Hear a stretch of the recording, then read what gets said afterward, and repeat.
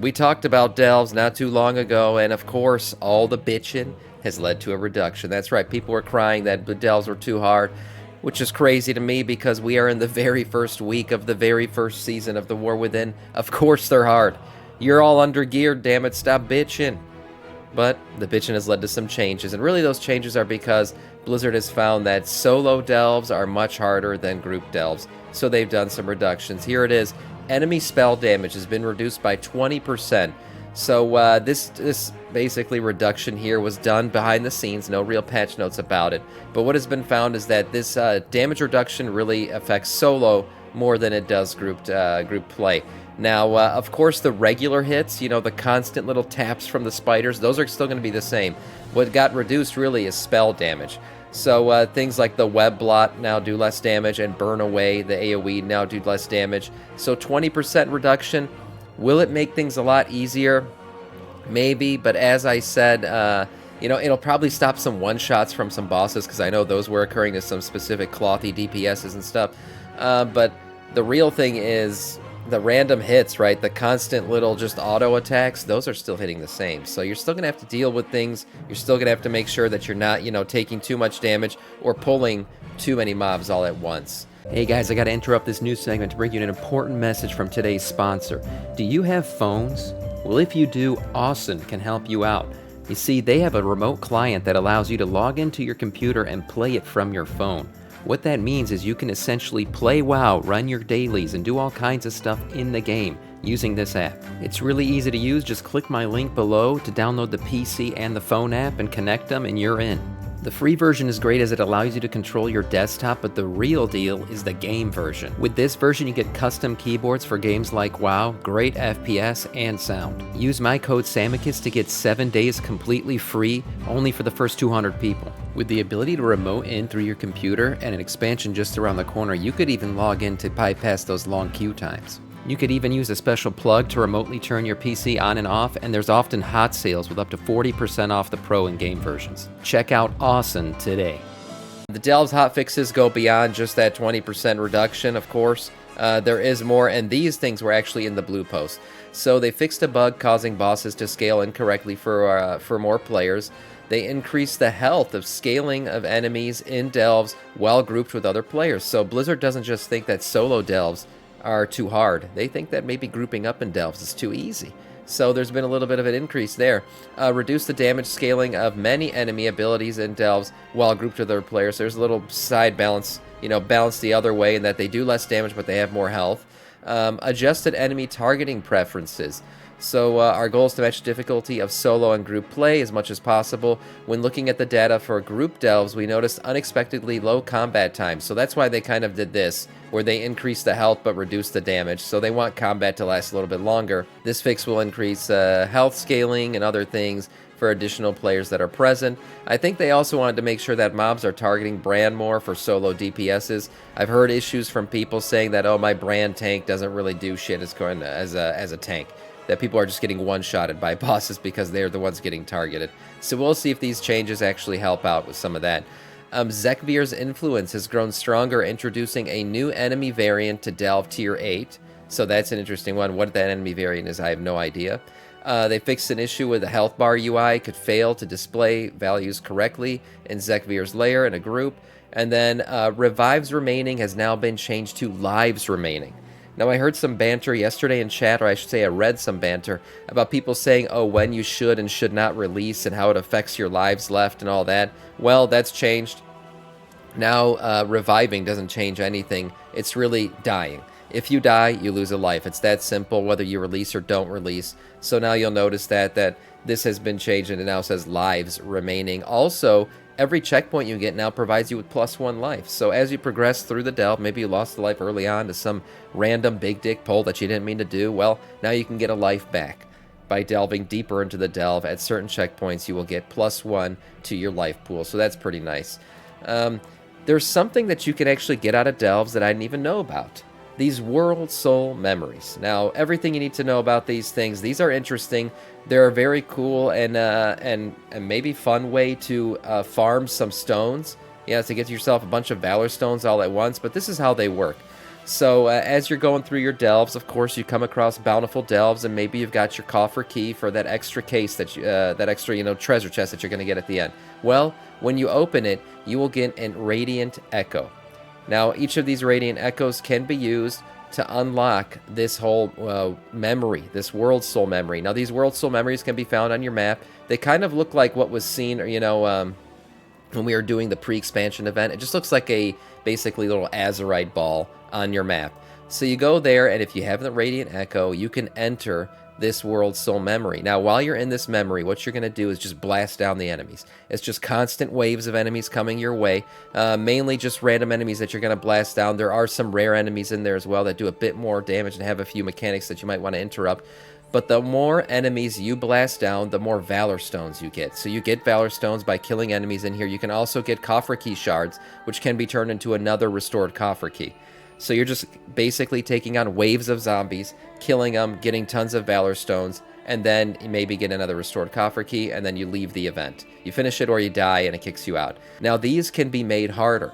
There's different levels to these things, and the way you get into these different levels is by using more than one Radiant Echo. Now, I think you got to use 10 Radiant Echoes to activate the hardest level, which is the Radiant Discord version of this thing. And if you do that, you'll get an achievement, plus there is a 5-fold rewards given for doing it at this level. So you'll get 5x more Valor Stones, 5x more Coffer Key Shards. It's interesting. It's another thing that you can do, of course, and it can give you some, like I said, a great way to farm Valor Stones early on, especially in this season, and get more restored Coffer Keys for more loot. Yeah, that's always a good way to do. Say, I've been fully cocked already, you little bitch. That's right, always. I'm always fully cocked. What is up, Moishi? As I said, another little thing that you can get from Bountiful Delves. Again, Delves, right now, great way to level up, great way to fill your vaults, great thing to do in general for gearing out in this first season. Now, Zekvir. We heard his name just a little bit earlier. The Zekvir Layers Challenge has been unlocked by a few players, and the way you do that is this is a first look at the 13th Delve. Yeah, very interesting. The way you unlock this is by pushing all the way to, I think it is a Delve level 13. Let's see, with players, adventurers, and Delves, the War Within, we finally have our first look at the 13th Delve, Zekvir's Lair, the Challenge Mode Delve for Season 1. Now, the way you do this is, unlike other delves, you have 11 different tiers of difficulty. There are only 2 for Zekvir's Lair. That's right, and Zekvir's Lair is located here on the map at Ashkahet. You can see it right there. And there's 2 levels. 1 question mark and double question mark. That's right, Blizzard's keeping it a mystery. You don't know what it is, but the recommended item level is 600 for the 1 single question mark difficulty, and double question mark is just titled as an unfathomable challenge. So by doing these, again, difficulty level of single question mark unlocks at tier 8, and difficulty level of double question mark unlocks at tier 10. So you got to do up to a tier 10 to unlock that double question mark. Now, what's the point of all this? Why would you want to do this? Well, there's achievements, mounts, and other transmogs to be rewarded by completing this. So Zekvir has 89.9 million HP. If you do him as a solo player, you can do him as a group. Zekvir has a few different, abilities and things. He's not just this random mob that you're going to tank and spank. You got to do things, dodge things, get around certain things. So doing it as a single question mark difficulty is going to be hard, but 600 item level, not very hard to achieve right now. Maybe you can get there, and with a group, maybe make it a little bit easier. For the double question mark difficulty, he has 195 million HP for solo players. A few other abilities come into effect here, some dots and different things that you're going to have to deal with. Now, if you kill him, you will get an achievement. The achievement Nemesis, which is awarded by killing Zekvir in his lair at any difficulty. This achievement is required for Glory of the Delver. Now, getting Glory of the Delver will award you with the Ivory Goliathus. Yes, this, what is it, albino beetle? That's what I would call it. A pretty cool looking mount, so you'll be able to get that if you get this achievement, and to get that achievement, you have to kill Zekvir at least once at his regular difficulty. They also require specific achievements for defeating him on the double question mark difficulty. You will get Hunting the Hunter if you complete the double question mark, and Let Him Solo if you do it by yourself. The latter one requiring difficulty to be done solo, the question mark difficulty to be done solo. Completing the Hunter hunting rewards Ascension Breaker as a title. So you get that nice little title, Ascension Breaker. That's very nice. Dying to Zekvir also rewards an achievement. Heavy-handed, which is getting killed by Zekvir. That's it. For doing this, once defeating Zekvir in his lair, you can get the chests behind him, which will unlock the Zekvir's Raptorial Spine Cloak Transmog. This is a nice little Buggy Boy Transmog cloak. If you're into that whole, look of the Buggy Boys, yep, there it is. A cloak with some bug claws coming out. An interesting look there. And then you can also get the toy. Zekvir is the objective of the seasonal quest, Zekvir's Hand of the Harbinger. Defeating Zekvir and completing the quest rewards you Toxic Victory. Toxic Victory gives you these little spider webs, I guess, above your shoulders. An interesting little transmog there. And then if you do the Let Him Solo achievement, you can get the Void Airship. That's right, get yourself the Void Airship skin on some of this stuff. Right now, impossible to do for some classes. Yes, I'm sure it is. Very early in the season, not expected for everybody to just kill this thing right away. But yeah, you can get the Void Airship, a nice looking transmog for your Delver's dirigible mount. So this is nice. I think a lot of people are going to want to get it, and more people will get it as we get through the seasons. Don't forget, you're the weakest you'll ever be right now. So things will get easier, of course.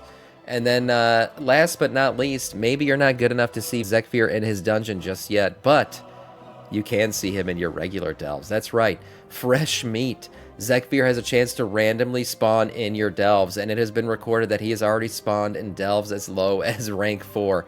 So Zekvir could just suddenly pop out in your delve, you're just minding your own business, and here he comes, penetrates you with his claws and rips you to pieces. That's right. So it happened to you today. Yeah, it's been happening to people. It's a very, very fun and interesting experience. And if it happens, don't panic, because there are some things you can actually get out of him if you do things right. So if he spawns out, one of two things is going to happen. He's either going to wipe your entire group, or you're going to be able to damage him down to 50% health, and suddenly he will burrow underground, leaving you behind. Now, he leaves behind one of his claws if he does go underground, and the claw will drop a rare delve loot, such as a Radiant Echo that we just talked about, and a Delver's Bounty, which we talked about just yesterday, which can give you, I believe, 606 item level gear if you go and use one of these in the open world. It's a map that'll take you somewhere, so that's pretty cool to use the Delver's Bounty. And then it also scales with your with the level you're in, so you can get really high level gear. A heroic level raid gear, I believe, will push up to Delver's Bounty. And Zekvir's exclusive relic, the Relic Blood of Zekvir, will also drop. Getting killed by Zekvir can also give you the heavy-handed achievement that we just talked about not too long ago. So pay attention. Keep your head on a swivel. You never know when Zekvir might come out and, just rip you apart. Bran Bronzebeard's cap level is now level 38. Originally, it was supposed to be level 60, I believe.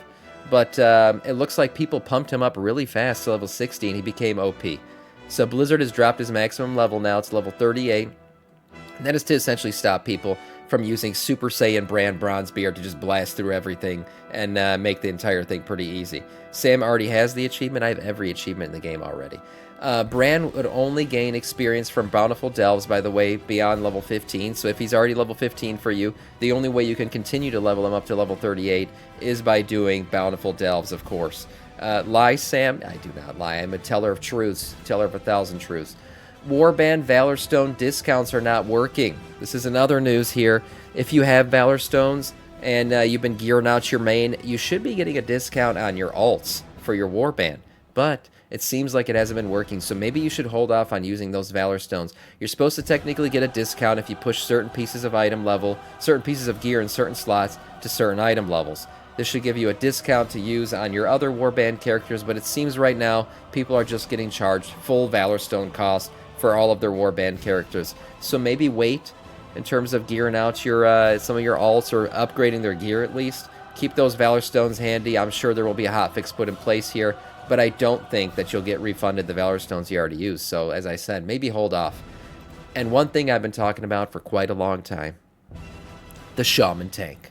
I mentioned it quite a few times now, and I'll keep saying it. I think Shamans should be able to tank. I mean, it fits the lore. They should be able to just surround themselves with rock boy elements and keep themselves hardy. And it's been something that's been talked about basically since the beginning of time. Since Shamans were a horde-only class, people have complained that Shamans should be able to tank.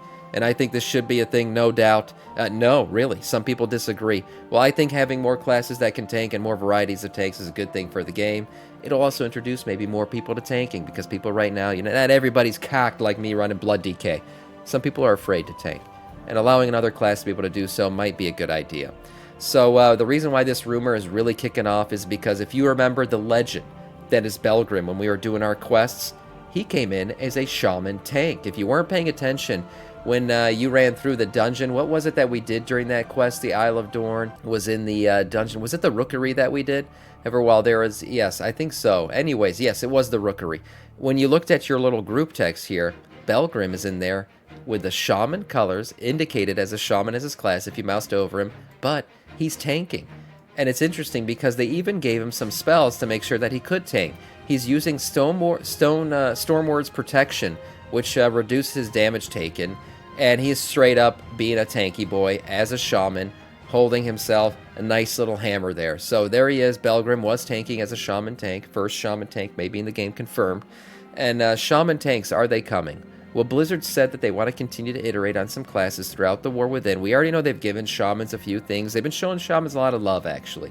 This is very much Shaman time in the game. Shamans are in a good place for the most part in terms of DPS and healing, and maybe Blizzard's looking at unlocking tanking for them. That's right. It hasn't been confirmed in any patch notes, but it is very interesting, and this was not a mistake. Now, Blizzard didn't accidentally make him a Shaman. No, he's there as a Shaman tank. Maybe it's just a little eye candy for us, doing his thing.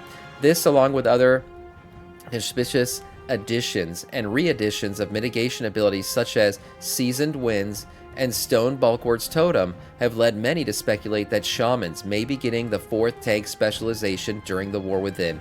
And as I said before, the Shaman focus is not just on the class themselves, but it's been many characters and other things showing up. The Earthen themselves, there are Shamans. Belgrim was not the only Earthen Shaman in here. It seems to be that Earthen really do like to practice shamanistic tendencies. It seems like a class they typically vibe with. So Shamans are everywhere. We know that, Thrall's going through his whole find the elements thing again, where he's trying to become a better Shaman. And we're going deeper underground. I mean, going underground is a Shaman thing. You could definitely picture Shamans becoming more and more in touch with the elements and things as we delve deeper into things. Objection. What is going on? People are arguing about whether or not Shamans should be playable as tanks. Look, I think it's a good thing. As I said before, giving more tank abilities, more tanking in the game is always good. And to me, in terms of lore and everything else, it's always made sense to me. Shamans should be able to tank, and I think eventually will be able to tank.